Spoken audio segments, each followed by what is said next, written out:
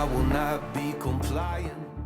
Hey everyone, it's Chris here with the Good Manners Real Estate Group, and today we're out here in Chelmsford at our newest listing, situated on 6 acres surrounded by wildlife and nature. Behind me is a beautiful custom-built home with 3 bedrooms, 2.5 bathrooms, an attached garage and a detached garage, both heated, and 28 feet vaulted ceilings, and much, much more. Let's go take a look at 265 Simmons Road in Chelmsford. When the enemy is at your door, you better hold that line. When you find out what they're looking for, you better roll the dice. I was raised in the shadows, nothing else even matters. Yeah. When the enemy is at your door, you better hold that line.